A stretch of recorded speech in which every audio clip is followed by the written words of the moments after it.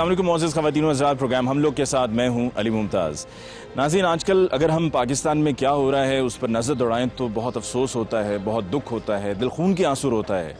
लेकिन ये वो तमाम हकीकतें हैं कि जिनसे नज़रें नहीं चुराई जा सकती, बल्कि इनको सबके सामने लाना, इनको मंजर आम पे लाने का मकसद ये होता है कि ताकि आगाही बढ़े और कोई अगर इस तरफ जाने का सोच रहा है तो उनको ये देख कर के इसके नताइज क्या हैं अपने आप को रोक लेना चाहिए, क्योंकि इसमें सीधा सीधा नुकसान है। फ़ायदा तो ना कभी किसी का हुआ है और ना कभी किसी का होना है। आज के प्रोग्राम में आपके लिए हम एक ऐसा वाक़या लेकर आ रहे हैं कि जिसमें एक नौजवान जिसकी उम्र सिर्फ 22 साल थी, रिक्शा चलाता था, अपने ही घर में जो सिर्फ एक मरले का मकान था वहाँ पर खुदाई करता रहा और गुज़श्ता 6 माह से ये खुदाई का अमल जारी था कि आखिर उसी खोदी हुई सुरंग में वो धंस कर मट्टी तले दब कर अपनी जान से हाथ धो बैठा। ये सब वाक़या किस तरह से हुआ ये आपकी खिदमत में हम तफसील पेश करेंगे। और आगाज़ में जहाँ पर अभी मैं खड़ा हूँ ये वो गली है जिसके दाएं जानिब और बाएं जानिब ये वो मकानात हैं जो क़याम पाकिस्तान से पहले के हैं और तारीख़ी इमारतें हैं। और इस गली में जो ये आपको मट्टी का ढेर अभी दिखाई दे रहा है ये वही मट्टी है जो उस मकान में से निकाली गई है जिसमें अभी हम दाखिल होने जा रहे हैं, जहाँ पर ज़ीशान खुदाई करता रहा और गुज़श्ता 6 माह से खुदाई करके मट्टी घर से बाहर निकाल रहा था। और ये सब इसलिए किया जा रहा था कि जो इत्तला मिली और जो बताया गया वो यही था कि किसी आमिल ने ज़ीशान से ये कहा कि तुम्हारे घर में ख़जाना दफन है और यकीनन अगर ख़जाना निकालोगे तो तुम अमीर हो जाओगे, तुम्हारी ज़िंदगी बेहतर हो जाएगी। और इस खोज में अपने ही घर में खुदाई करता रहा, किसी को कानो कान खबर ना होने दी। और जब मैंने कहा है कि कानो कान खबर ना होने दी तो ये पिछले 6 माह से जब ये खुदाई कर रहा था तो कानो कान खबर नहीं होने दी, लेकिन असल में ये 3 साल पहले ज़ीशान से कहा गया था किसी आमिल की तरफ से कि तुम्हारे घर में ख़जाना दफन है। तो तब जो कोशिश की थी उसमें ये तमाम मकानात आपस में जुड़े हुए हैं और अगर एक घर में इस तरह से कोई खुदाई करता है तो दूसरे घर में फ़ौरी तौर पे आवाज़ जाएगी। और तब पड़ोसियों को महसूस भी हुआ, उन्होंने एतराज़ उठाया, शिकायत की और उन्होंने फिर माफ़ी मांगी। उन्होंने कहा जी आइंदा ऐसा कुछ नहीं होगा, लेकिन आइंदा ऐसा होता रहा। इस घर में मैं दाखिल हो चुका हूँ और इस घर का ये ऊपर जाने के लिए रास्ता है, ये वो तंग सीढ़ियाँ हैं जहाँ से एक वक्त में एक ही शख्स या तो ऊपर जा सकता है या ऊपर से अगर किसी को नीचे आना है तो एक वक्त में एक ही शख्स ऊपर से नीचे आ सकता है। दूसरी जानिब ये दाएं तरफ का रास्ता है जो घर के नीचे वाले हिस्से की तरफ आपको लेकर जाता है। इसमें जैसे ही मैं दाखिल हुआ हूं तो मैंने देखा है दाखिल होते ही कि यहाँ पर हर तरफ मट्टी ही मट्टी बिखरी हुई है, हर तरफ रेत ही रेत है।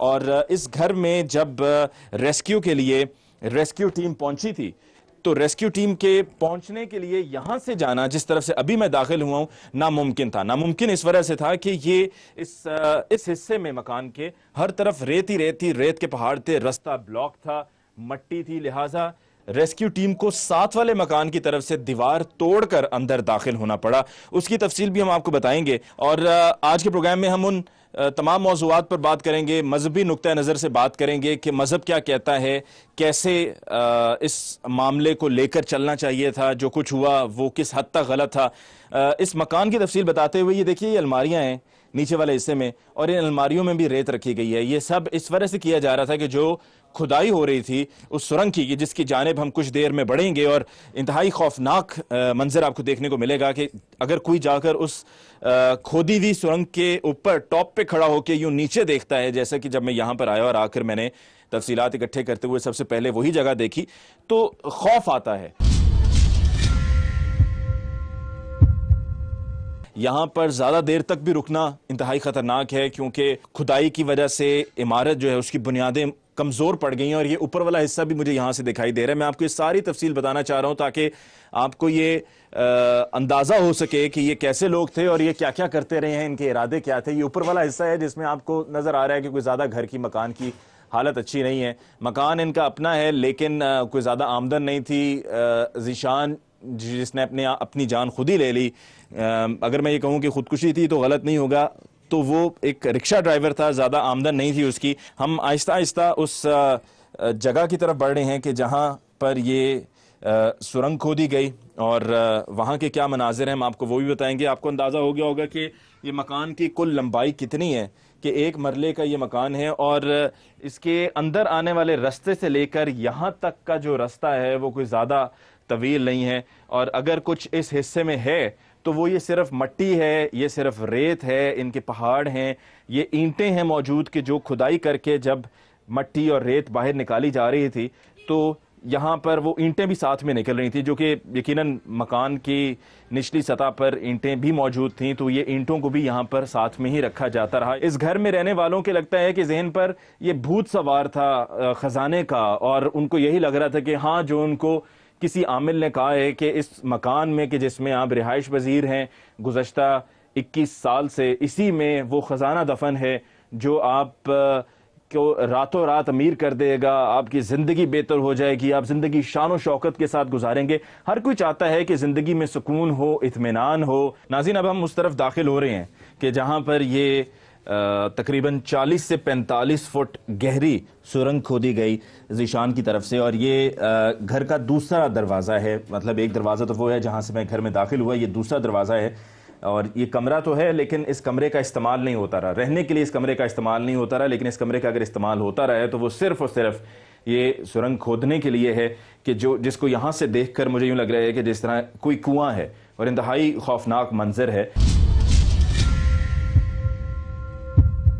इस जगह तक पहुंचने के लिए रेस्क्यू टीम जब पहुंची तो उनके लिए जिस रास्ते से अभी हम आए हैं यहाँ से आना नामुमकिन था, और नामुमकिन इस वजह से था क्योंकि यहाँ पर रेत और मट्टी के ढेर लगे हुए थे, रास्ता ब्लॉक था, क्योंकि किसी को कानो कान खबर ना हो, इस वजह से घर वालों ने जो भी मट्टी जो भी रेत निकाली उसको यहाँ से निकाला जाता था। निकालने के बाद यहाँ पर पाइल अप कर दिया जाता था, यहाँ पर ढेर लगाया जाता था, फिर उसके बाद अगर मुमकिन हो तो घर से बाहर मुंतकिल किया जाता है। लिहाजा रेस्क्यू टीम के लिए आना इस तरफ से मुमकिन नहीं था। रेस्क्यू टीम साथ वाले घर से, जो पड़ोसी हैं, उनसे गुजारिश करके उनके घर की तरफ से ये तकरीबन 4-4.25 फुट की दीवार में सुराख किया गया है, और यहाँ से फिर दाखिल हुए। हमारे साथ पड़ोसी भी मौजूद हैं, हम उनसे बात करते हैं। अस्सलाम वालेकुम जी, ज़रा कुछ वक्त दीजिएगा। आप कि घर की तरफ से ये रेस्क्यू ने रास्ता बनाया इस तरफ आने के लिए, और अगर यहाँ से रास्ता ना मिलता तो यहाँ तक पहुँचना बहुत मुश्किल था। मुझे ये बताइए कि जब ये सब काम यहाँ पर होता रहा है, यहाँ पर मट्टी का ढेर लग रहा है, इधर खुदाई पे खुदाई हो रही है, और ये तो यूँ लग रहा है मुझे जिस तरह कोई मशीनें लगाकर खुदाई होती रही, क्योंकि बड़ा ही पक्का काम हुआ हुआ है, तो आपको पता नहीं चला? नहीं सर, हमें इस बात का बिल्कुल इल्म नहीं है, क्योंकि इनके घर के बाहर 2 दरवाजे हैं। एक बड़ा दरवाज़ा है वो इस रास्ते में गुजरता है कमरे में, और साथ छोटा दरवाज़ा है वो सीधा ऊपर चलता है, सीढ़ियों में जाता है। तो ये हमें तो बिल्कुल कानो कान खबर किसी वक्त भी शक नहीं पड़ा। तो हम आप खुद हैरान, इतनी मिट्टी, तो ये तो ऐसे लगता है जैसे पूरा ये टीम वर्क हो इनका। ये बिल्कुल, मुझे तो ये लग रहा है कि जिस तरह होता ना कि कहीं से कंपनी को बुलाया जाए और कोई कंपनी के लोग लगाए जाएं और उनकी तरफ से फिर खुदाई हो, तो इस तरह से यहाँ पर खुदाई हो। ये सूरत हाल कुछ ऐसे भी है कि आज से तकरीबन 2.5 साल पहले इन्होंने एक दफ़ा कोशिश की थी, ये सामने जो है ना, ये कॉर्नर ये सामने यहाँ थी, इन्होंने कोशिश की थी गड्ढा खोदने की, तो तकरीबन 7-8 फुट गहरा उस वक्त इन्होंने गड्ढा खोद लिया था, तो हमें पता चल गया।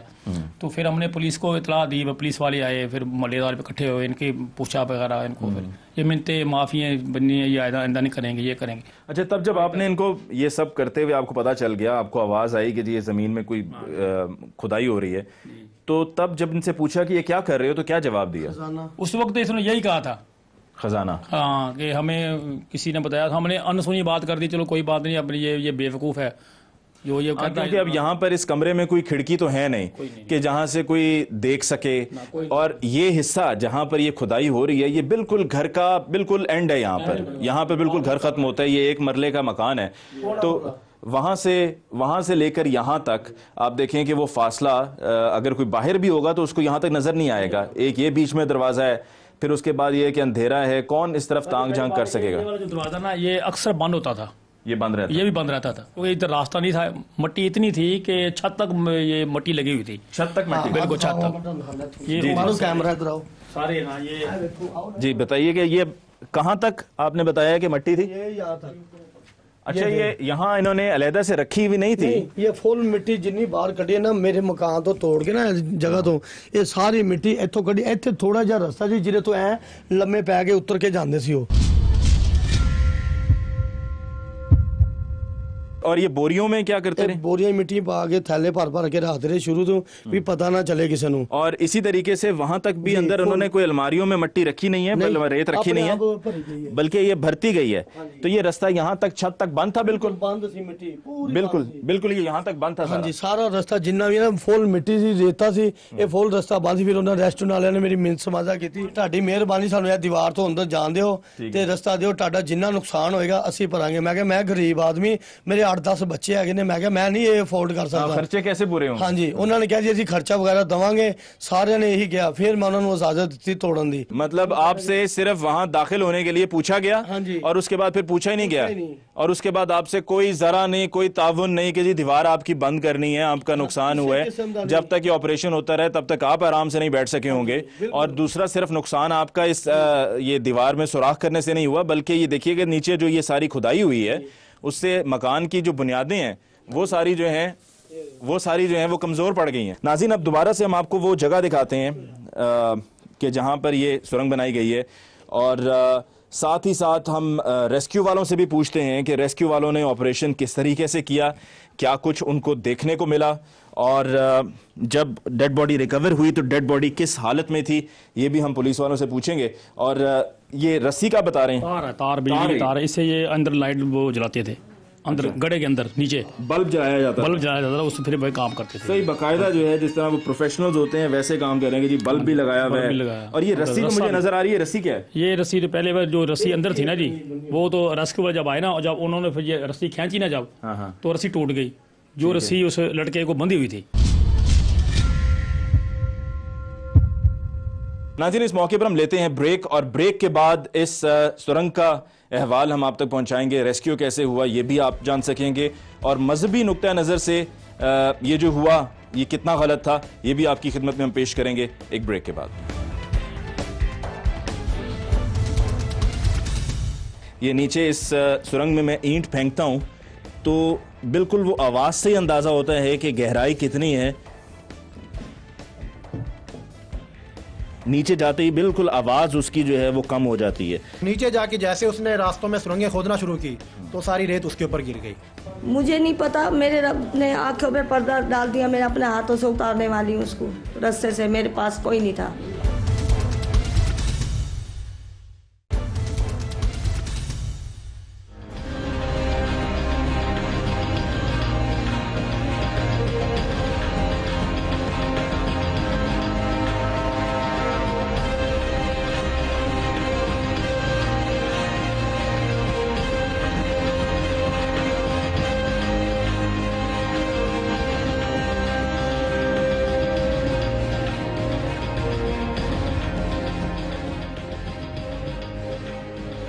नाज़रीन, ब्रेक के बाद एक दफ़ा फिर आपको कहते हैं खुशामदीद प्रोग्राम हम लोग, और आज के प्रोग्राम में हम आपके लिए इस पूरे वाक़े की तफसील पेश कर रहे हैं कि जहाँ पर ज़िशान नामी लड़के ने, जिसकी उम्र सिर्फ 22 साल थी, अपने ही घर में अपने लिए कब्र खोदता रहा, और उसका ये कहना था घर वालों को, और उसकी सोच ये थी जिसके लिए भी ये सब किया जा रहा था कि जी घर में ख़जाना दफन है, और ख़जाने के बारे में अब से कई साल पहले उसको किसी आमिल ने बताया था और उसको इस रास्ते पे डाल दिया था।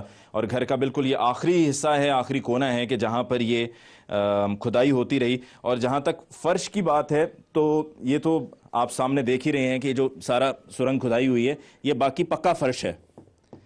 इस पक्के फ़र्श की जब यहाँ पर तोड़ फोड़ शुरू की गई 2.5-3 साल पहले, तो तब पड़ोसियों ने शिकायत की थी, पुलिस को भी इतला दी थी, और उसके बाद उन्होंने माफ़ी मांगी, उन्होंने कहा कि जी दोबारा नहीं करेंगे। लेकिन ये हिस्सा पक्का फ़र्श है। बाकी आप ये देखें कि कितनी तरतीब से और कितनी तफसील से ये सारी खुदाई होती रही है। ये सामने दूसरी जानिब जो है वो वहाँ से नीचे उतरने के लिए उस रास्ते को इस्तेमाल गालिबन किया जाता रहा, और यहाँ से फिर आहिस्ता से नीचे उतरा जाता था। बाकायदा यहाँ पर अंदर रोशनी बल्ब लटकाया गया था ताकि अंदर देखा जा सके कि अंदर सूरत हाल क्या है। ये नीचे इस सुरंग में मैं ईंट फेंकता हूँ तो बिल्कुल वो आवाज़ से ही अंदाज़ा होता है कि गहराई कितनी है, और जो अब तक मुझे यहाँ से नज़र आ रहा है, मुझे इसका एंड नज़र नहीं आ रहा है, इसकी इतनी ज़्यादा गहराई है। यहाँ से अगर देखा जाए इस जगह से तो काफ़ी शुरू में ये वाइड है, और फिर उसके बाद जैसे से और नीचे जाती है तो ये तंग से तंग होना शुरू हो जाती है।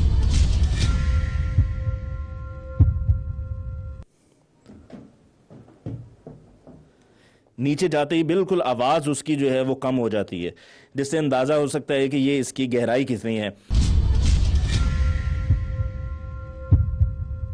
हमारे साथ यहाँ पर रेस्क्यू एहलकार भी मौजूद हैं। सबसे पहले हम उनसे बात करते हैं कि जिनको ये कॉल रिसीव हुई और जो सबसे पहले यहाँ पर पहुँचे। अब्दुल जब्बार साहब, आप यहाँ पर पहुँचे और पहुँच के एक मुख्तलिफ नौइयत का ऑपरेशन था, एक मुख्तलिफ मुश्किल ऑपरेशन था कि जहाँ पर आपको एंटर होने के लिए फ्रंट से रास्ता नहीं था, आपको पड़ोसियों की तरफ से आना पड़ा। ये बताइए कि उस वक्त जब आप यहाँ पर पहुँचे तो आपने क्या देखा और कौन कौन यहाँ पर मौजूद था?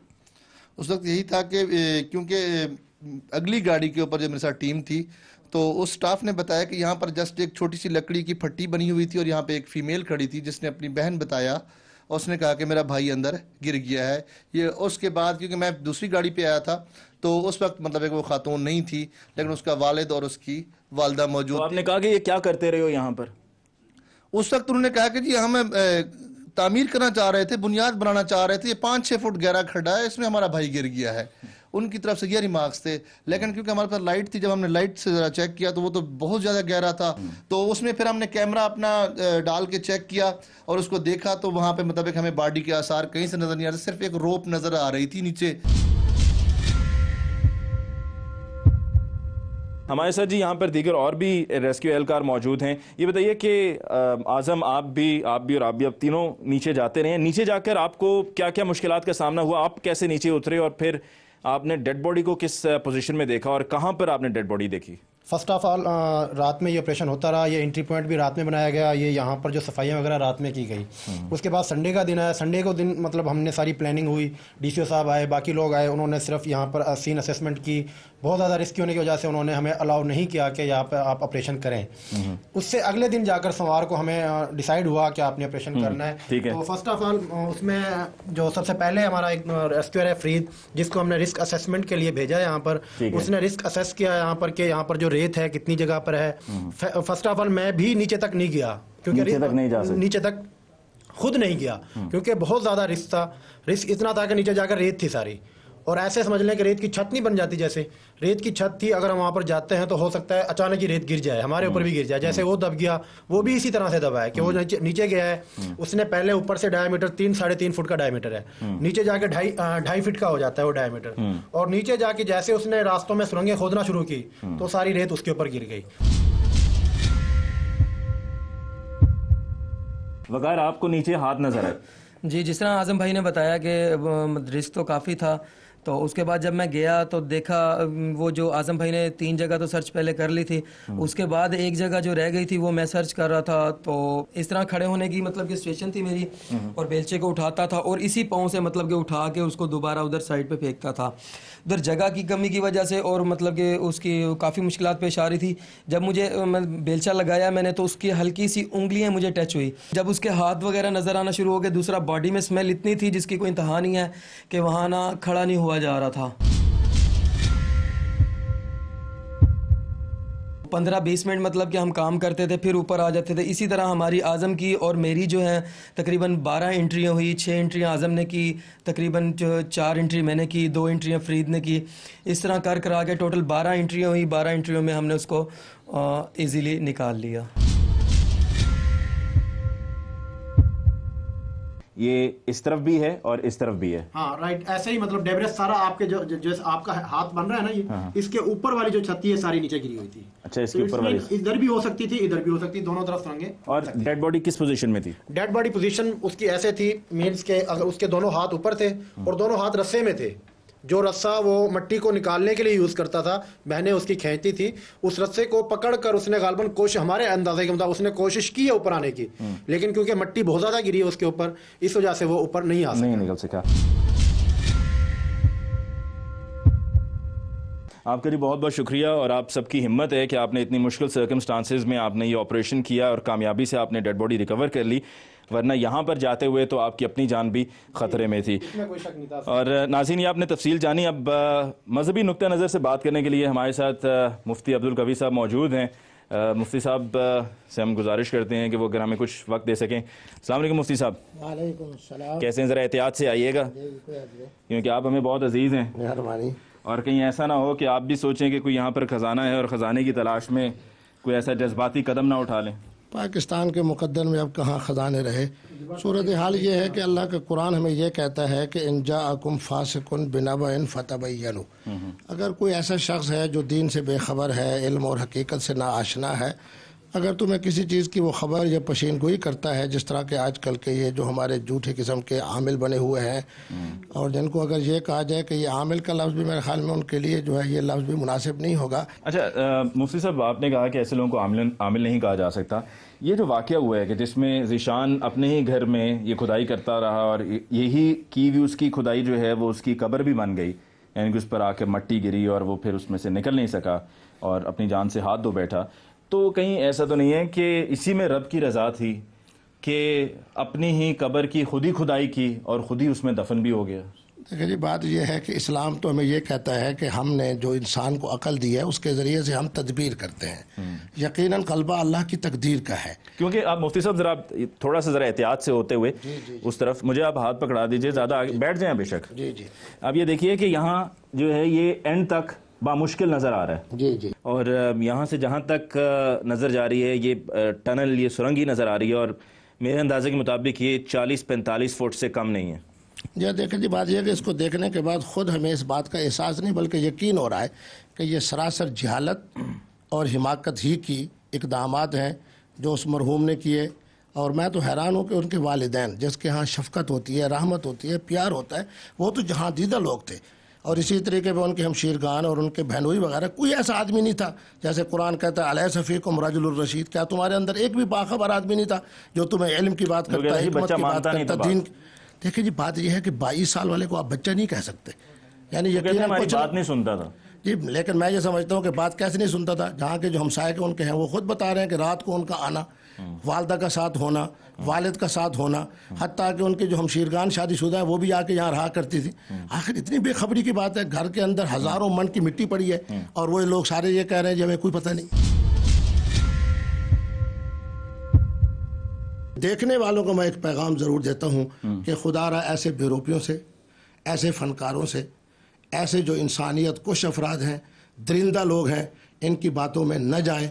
अल्लाह ने आपको अकल जैसी नेमत अता फरमाई है, देखने के लिए आंखें दी हैं, सोचने के लिए खोपड़ी दी है। अल्लाह का कुरान कह रहा है कि फतबय्यनु, जब अगर तुम्हें कोई बात जहालत की कोई शख्स करता है तो तुम गौर व फिक्र कर लिया करो, अल्लाह ने तुम्हें अकल दिया है। मुफ्ती साहब आपका बहुत बहुत शुक्रिया। नाज़रीन, आपने तफसील जानी, आपको हमने यहाँ पर आके कि जहाँ पर ये सब खुदाई होती रही, हमने आपको बताया कि ये कितना गहरा गढ़ा तो इसको नहीं कहा जा सकता क्योंकि इसको सुरंगी कहा जाएगा, ये टनल ही है।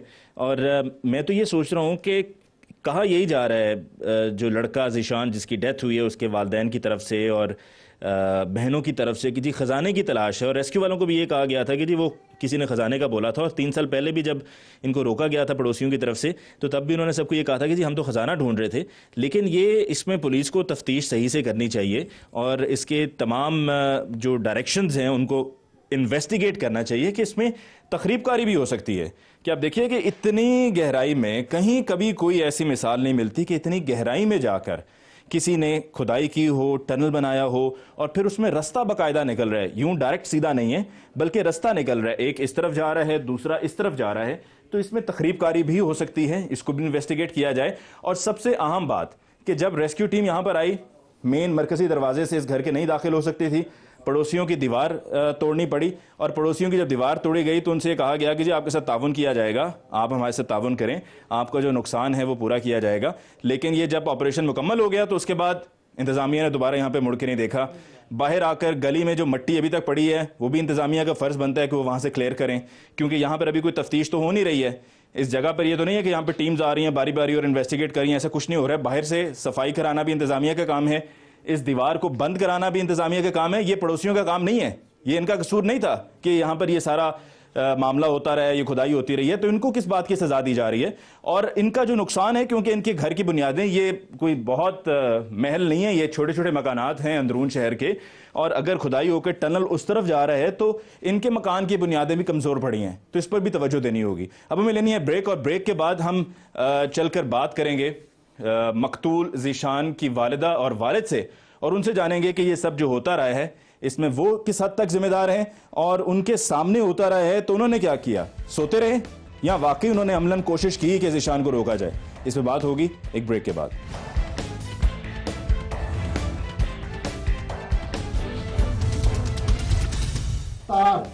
रोक भी है। रोप बांध दी तुमने? इसको आगे कर लेना, इसको आगे कर दिया। तो लगाए जी, लगाए जो लगाए।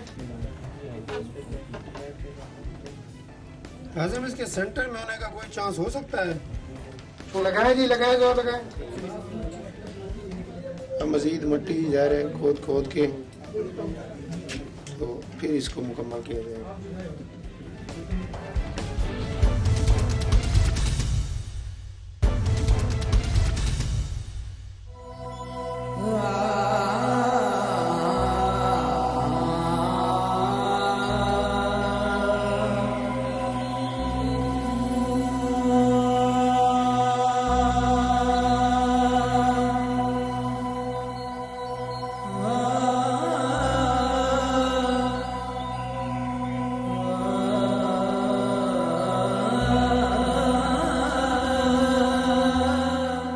नाज़रीन, वक्फे के बाद एक दफ़ा फिर आपको कहते हैं खुशामदीद प्रोग्राम हम लोग। और आज के प्रोग्राम में हम मुल्तान शहर के इस अफसोसनाक वाक़े की बात कर रहे हैं जहाँ पर 22 साला ज़ीशान अपने ही घर में मट्टी तले दफन हो गया। ख़जाना तो खैर क्या मिलता, इन वालदैन की तो ज़िंदगी ही उजड़ गई।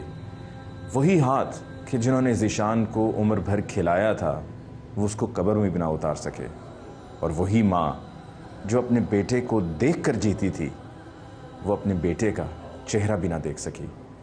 हमारे साथ ज़ीशान की वालिदा और वालिद मौजूद हैं, इनसे बात करते हैं और इस पूरे वाक़े की असल तफसील क्या है जानते हैं। आपकी बाबा उम्र कितनी है? मेरी उम्र 70 साल बताई तो। 70 साल। तो मुझे ये बताएं कि ये किस तरह से सब हुआ? आप जिस घर में रह रहे थे वो छोटा सा, ज़्यादा बड़ा मकान नहीं है, 1 मरले का है ना, तो ये आपका अपना है? अपनी। और कितने अरसे से आप यहाँ पर रह रहे थे? 21 साल। 21 साल से इसी मकान में। तो आपके बेटे ज़ीशान ने यहीं पे चलना फिरना शुरू किया, यहीं पर ज़िंदगी का काफ़ी हिस्सा यहीं पर इसी घर में गुजरा है? हाँ, इसमें गुजरा। तो मुझे ये बताएं कि ये सब हुआ किस तरह से, किसने मशवरा दिया? क्या आपको मशवरा दिया या मशवरा तो कुछ नहीं था, वो कहीं गया होगा, किसी ने आ दिया होगा।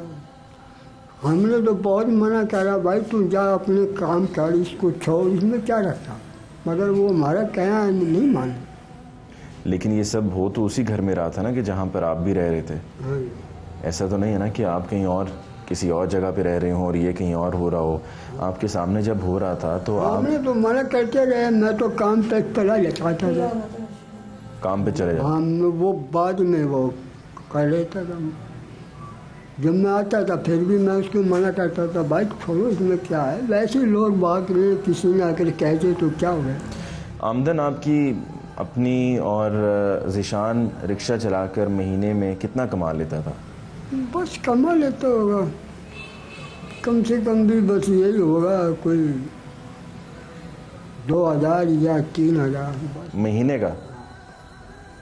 और आपकी आमदन कितनी थी? मैं तो मामूली काम करता था, जो बच्चों की होती है ना, मिठाई आफिया वगैरह, ये बेचता था।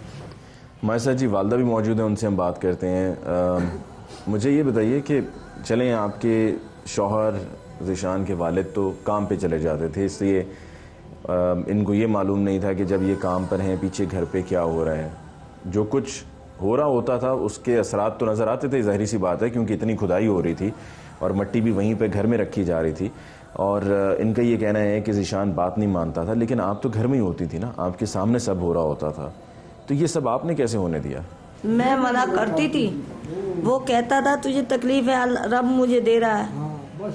उसने 2.5-3 साल से तो रक्षा बिल्कुल ख़त्म कर दिया था चलाना, कि अल्लाह मुझे देगा, अब मैं रक्षा चलाऊंगा तो मुझे ये काम रह जाएगा मेरा। कितने अरसे से खुदाई कर रहा था ये? कम से कम 2.5 साल हो गए। 2.5 साल से मुस्तकिल? बंद नहीं, बंद कर दिया था, बंद नहीं करा था, उसको छोड़ दिया था।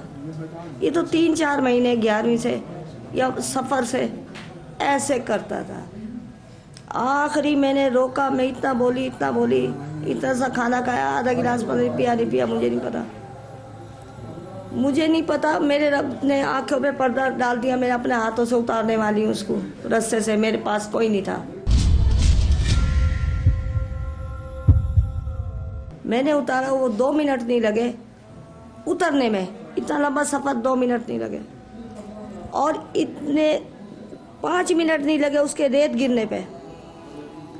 तो मैं, बाजी तुझे तकलीफ़ है, रब मुझे दे रहा, मैं इतना मांग रहा हूँ, इतना नहीं मांग रहा। उस वक्त मैं मगरिब के टाइम मैंने दुआ करी अल्लाह ताला से, घंटा 1.5 घंटा जिक्र करा, और मैंने कहा या अल्लाह तू मेरे बच्चे को मौज़ा दिखा दे। इतना खो दिया कि मुझे खौफ आने लगा। मैं कहती हूँ ये महसूस करता, घर से निकल जाता, फिर आ जाता। उस वक्त मैं अंधी होगी और मैं पागल होगी। मुझे नहीं पता मेरा बच्चा कहाँ जा रहा। ये मेरी कहानी है। मैंने कोई शौहर का सुख नहीं देखा। मैंने ज़िंदगी में अपनी मजदूरी, मेहनत, चुटकियों से अपनी 4 दीवारी में मैंने किसी के घर नहीं देखा, किसी मोहल्ले में काम नहीं किया, किसी फैक्ट्री में काम नहीं किया। मैंने अपने चिलों में काम किया, अपने बच्चों को पाले, ऐसे उठाए कि कोई सेठ भी नहीं उठाएगा, कोई सेठ भी नहीं उठाएगा जैसे मैंने अपने बच्चे पाले। बस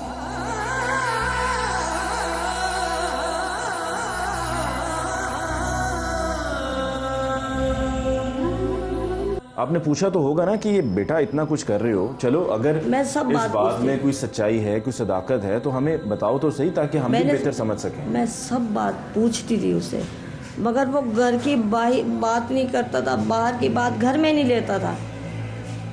पता नहीं वो क्या चीज़ थी। वो जरा मैं ऊंचा बोलती ना, बस वो चाहे खाना भी आगे रखा वो गया। ये उसका फितरत ये थी बस।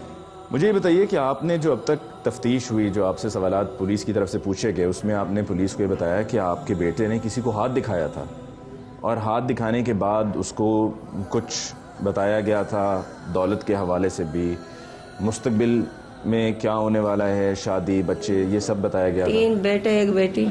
ये हाथ दिखाया था उसने? किसको हाथ दिखाया था?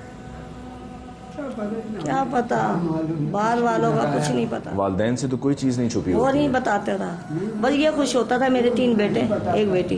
क्या कहता था? 3 बेटे? 3 बेटे नहीं, 3 बेटे और 1 बेटी। 3 बेटे और 1 बेटी। 1 बेटी है मेरी। किसी को हाथ दिखाया है? हाँ। आपका बेटा रस्सी के जरिए नीचे उतरता था? ऊपर से रस्सी कौन पकड़ता? नहीं, पहले पौड़ी लगाई हुई थी। पहले सीढ़ी लगाता था? पहले सीढ़ी लगाई हुई थी, एक छोटी 1 बड़ी, फिर वो नीचे गल चुकी ऊपर वाली, फिर वो निकाल दी, फिर नीचे रही। जो नीचे वाली थी ना, आज से 15 दिन पहले की बात है, वो जब उतरा ना और ऊपर चढ़ा तो वो सीढ़ी जो है ना वो ऐसे काटी जैसे आरे से काट दी। टूटने वाली होती ना, वो आड़ी वांग टूटती है, वो तो बिल्कुल ऐसे काटी गई, 1 सेकंड नहीं लगा। आपकी आंखों के सामने ये सब हुआ? सब हुआ। आपने आवाज़ दी बेटे को? हाँ, मैंने आवाज़ दी। जीशान मछली बन के ऊपर रेत हाथ पैर मार के मैंने ऐसे ही कहा जैसे मैं आपको बोल रही हूँ, तू आ जा। रेत ने उसको मौका नहीं दिया। आपको लगता है कि वाकई में कोई खजाना है नीचे? मुझे नहीं पता, मेरा खजाना तो जमीन में सो रहा। तुम बार बार कह रहे हो मेरा खजाना तो जमीन में सो रहा। तो अब इस बात का दुख और अफसोस नहीं है कि आपने मुझे अपने बेटे को सारी जिंदगी में अपने बेटे की कबर नहीं छोड़ूंगी। आप क्या बात कर रहे हो? मेरा बेटा शेर जमीन में गरक हो चुका, अपने ही हाथों गरक होगा, कुछ नहीं कर सकती मैं। मुझे तो रोटी खिलाने वाला अब कोई नहीं है।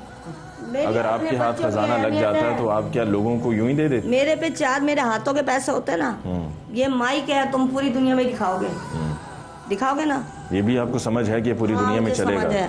मेरे 4 पैसे में रखती हूँ ना, तो मेरा रब गवाह, मैं इसको देती, इसका दिल खुश कर देती, उसका दिल खुश, अपने पास अपनी रोटी खाने के पैसे रखती, बस मेरे घर में 1 रुपया नहीं होता।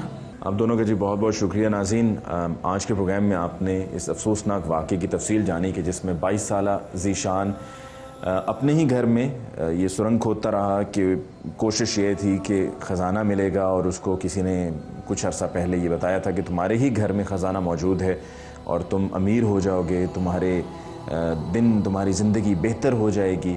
और वालदैन से जो हमारी बात हुई है, वालदैन का ये कहना है कि हमें मालूम नहीं कि वो शख्स कौन था, वो आमिल कौन था कि जिसने ज़ीशान को ये रास्ता दिखाया और उससे कहा कि तुम्हारे ही घर में ख़जाना मौजूद है जिसके लिए तुम्हें खुदाई करनी होगी। लेकिन ये वालदैन को ज़रूर मालूम था कि किसी आमिल ने ज़ीशान को ऐसा कहा है, और लाख समझाने के बावजूद ज़ीशान ने अपने वालदैन की एक ना सुनी। अब वालदैन को पछतावा है, दुख है, रंज है और एक ऐसा सदमा कि जो वो कभी नहीं भुला पाएंगे। लेकिन क्या फ़ायदा कि जब आप दोनों को उस वक्त अमली तौर पे कुछ करना चाहिए था कि ताकि आप ज़ीशान को रोकते, चाहे उसके लिए अपने बेटे को घर से बाहर ही क्यों ना भेजना पड़ता, उसके लिए घर के दरवाजे ही क्यों ना बंद करने पड़ते, क्योंकि भले वो घर में ना आए, कम से कम इस दुनिया में तो होता, हयात तो होता। लेकिन आज मनो मिट्टी तले दबा हुआ है। इस प्रोग्राम के बाद वही बात जो हम पहले कई मरतबा पढ़ भी चुके हैं, हम कह भी चुके हैं, हम सुन भी चुके हैं कि लालच बुरी बला है, इस पर हम अमल करें और लालच से दूर रहें, क्योंकि इससे हासिल कुछ नहीं होना माँ सिवाय तबाही के, बर्बादी के। मुझे अली मुमताज़ को प्रोग्राम हम लोग से दीजिए इजाज़त। इंशाअल्लाह आपकी खिदमत में जल्द फिर हाजिर होंगे। तब तक के लिए अल्लाह निगहबान।